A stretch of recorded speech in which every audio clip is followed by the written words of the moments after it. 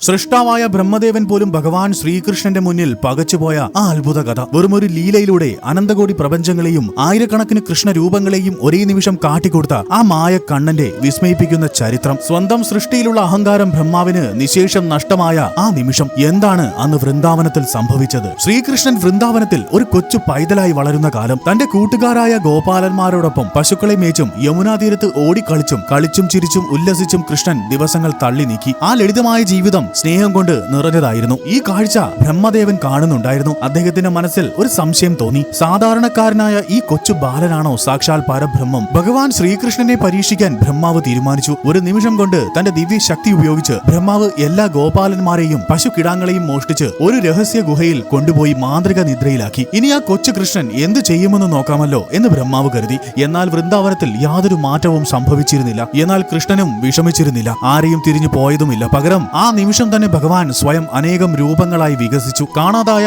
ഓരോ ഗോപാലനായും ഓരോ പശുക്കിടാവായും കൃഷ്ണൻ മാറി. ഓരോ മാതാവിനും സ്വന്തം പുത്രനെ വീട്ടിൽ ലഭിച്ചു. ഓരോ പശുവിനും തന്റെ കിടാവിനെ അരികിൽ കിട്ടി. ഒരു വർഷം മുഴുവൻ കാര്യങ്ങൾ ഇങ്ങനെ തുടർന്നു. ഒരു വർഷത്തിന് ശേഷം തിരിച്ചെത്തിയ ബ്രഹ്മാവ് ആ കാഴ്ച കണ്ട് സ്തംഭിച്ചുപോയി. ഇതെങ്ങനെ സാധ്യമാകും? അദ്ദേഹം അത്ഭുതപ്പെട്ടു. ആ നിമിഷം കൃഷ്ണൻ തന്റെ വിശ്വരൂപം വെളിപ്പെടുത്തി. ബ്രഹ്മാവ് കണ്ട ഓരോ ബാലനും ചതുർബാഹുക്കളായ വിഷ്ണു രൂപങ്ങളായി മാറി. ഓരോ പശുക്കിടാവും ദിവ്യപ്രകാശത്തിൽ തിളങ്ങി. ആ ദർശനം പിന്നെയും വികസിച്ചു. കോടിക്കണക്കിന് പ്രപഞ്ചങ്ങൾ ബ്രഹ്മാവ് അവിടെ കണ്ടു. ഓരോ പ്രപഞ്ചത്തിലും ഓരോ വൃന്ദാവനവും ഓരോ കൃഷ്ണനും ഓരോ ബ്രഹ്മാവും ഉണ്ടായിരുന്നു. ചില ബ്രഹ്മാക്കൾക്ക് 4 ശിരസുകൾ, ചിലർക്ക് 8, ചിലർക്ക് 100. എങ്കിലും എല്ലാറ്റിനും കൃഷ്ണൻ സാന്നിധ്യമായി ഉണ്ടായിരുന്നു. ഭയഭക്തി ബഹുമാനങ്ങളാൽ ബ്രഹ്മാവ് വിറച്ചുപോയി. അദ്ദേഹം സത്യം തിരിച്ചറിഞ്ഞു. താൻ ഈ ഒരു പ്രപഞ്ചത്തിന്റെ മാത്രം സൃഷ്ടാവാണ്. എന്നാൽ കൃഷ്ണൻ അനന്തകോടി പ്രപഞ്ചങ്ങളുടെ ഉറവിടമാണ്. ഹൃദയം നിറഞ്ഞ ഭക്തിയോടെ ബ്രഹ്മാവ് ഭഗവാന്റെ പാദങ്ങളിൽ വീണ് നമസ്കരിച്ചുകൊണ്ട് പറഞ്ഞു, പ്രഭു, അങ്ങയുടെ മാഹാത്മ്യമാകുന്ന സമുദ്രത്തിലെ ഒരു തുള്ളി പോലും ആകാൻ എനിക്ക് കഴിയുകയില്ല. കൃഷ്ണൻ മന്ദഹസിച്ചുകൊണ്ട് എല്ലാം പഴയപടിയാക്കി. ഒരു വർഷം മുമ്പ് താൻ ഒളിപ്പിച്ചു വെച്ച കൂട്ടുകാരെയും കിടാങ്ങളെയും ബ്രഹ്മാവ് മടക്കിക്കൊടുത്തു. അവർക്ക് ഒരു നിമിഷം പോലും കടന്നുപോയതായി തോന്നിയില്ല.